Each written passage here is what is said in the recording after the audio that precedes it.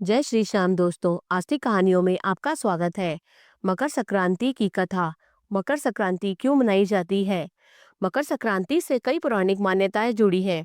माना जाता है कि दिन सूर्य अपने पुत्र से मिलने उनके घर में जाते हैं। इस दिन मकर संक्रांति की कथा सुनने से शनि दोष खत्म होता है।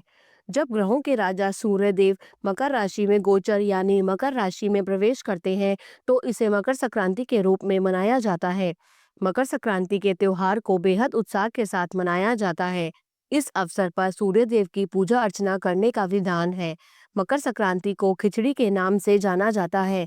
आज यानी 14 जनवरी 2025 को मकर संक्रांति मनाई जा रही है। मकर संक्रांति के दिन पवित्र नदियों में स्नान करने का विशेष महत्व माना गया है। साथ ही इस दिन दान करना भी उत्तम होता है। ऐसी मान्यता है कि मकर संक्रांति के दिन मकर संक्रांति की कथा का पाठ जरूर करना चाहिए। मकर संक्रांति की कथा का पाठ करने से जीवन में सुख शांति बनी रहती है। ऐसे में चलिए आपको मकर संक्रांति की कथा के बारे में बताते हैं। मकर संक्रांति की कथा। धर्मशास्त्रों में वर्णित पुराणी कथा के अनुसार सूर्यदेव की दो पत्नियां थी, एक छाया और एक संज्ञा। सूर्यदेव को उनकी पत्नी छाया से एक पुत्र हुआ जिसका नाम था शनिदेव। सूर्यदेव और उनके पुत्र शनिदेव के संबंध अच्छे नहीं थे और इसके पीछे का कारण था शनिदेव की माता छाया के प्रति सूर्यदेव का खराब व्यवहार। दरअसल जब शनिदेव का जन्म हुआ था तो उनका काला रंग देखकर सूर्यदेव क्रोधित हो गए थे और सूर्यदेव ने कहा कि ऐसा पुत्र मेरा नहीं हो सकता। शनिदेव के जन्म के बाद से ही सूर्यदेव ने शनिदेव और उनकी माता छाया को अलग कर दिया था। शनिदेव और उनकी माता छाया दोनों जिस घर में रहते थे उसका नाम कुंभ था। सूर्यदेव के इस व्यवहार से उनकी पत्नी छाया क्रोधित हुई और उन्होंने सूर्यदेव को कुष्ठ रोग का श्राप दे दिया। छाया के इस श्राप से क्रोधित होकर सूर्यदेव ने छाया और शनिदेव का घर जला दिया।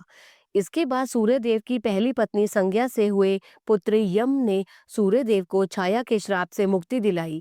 साथ ही यम ने सूर्य के सामने मांग रखी कि वह माता छाया और शनि के प्रति अच्छा व्यवहार करें।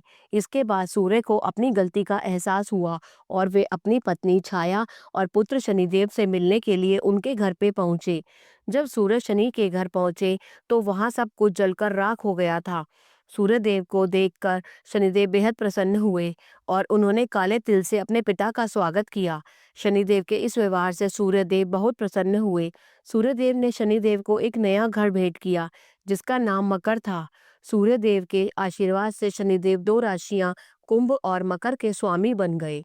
सूर्यदेव ने शनिदेव को आशीर्वाद दिया कि वो जब भी उनसे मिलने उनके घर आएंगे तो उनका घर धन धान्य से भर जाएगा। सूर्य ने कहा कि मकर संक्रांति के मौके पर जो भी मुझे काले तिल अर्पित करेगा उनके जीवन में खुशहाली आएगी। इसी कारण जब सूर्यदेव मकर राशि में प्रवेश करते हैं तो इसे मकर संक्रांति के रूप में मनाया जाता है। मकर संक्रांति के मौके पर सूर्यदेव की पूजा में काले तिल का इस्तेमाल करने से धन धान्य की कमी नहीं रहती। जय श्री श्याम। मकर संक्रांति की दूसरी कथा। मकर संक्रांति से जुड़ी अन्य पौराणिक कथा के अनुसार एक समय में प्रभावशाली कपिल मुनि रहते थे। एक बार कपिल मुनि पर राजा सगर के पुत्रों ने देव इंद्र का घोड़ा चोरी करने का झूठा आरोप लगा दिया था। झूठे आरोप से क्रोधित होकर कपिल मुनि ने राजा सगर के 60,000 पुत्रों को भस्म होने का श्राप दे दिया।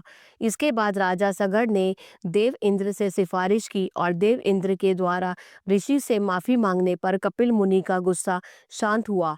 उनकी माफी पर कपिल मुनि ने श्राप से छुटकारा पाने के उपाय के तौर पर बताया कि इस श्राप से मुनि ही भक्ति और मुक्ति पाने के लिए माँ गंगा को किसी भी तरह पृथ्वी पर लाना होगा।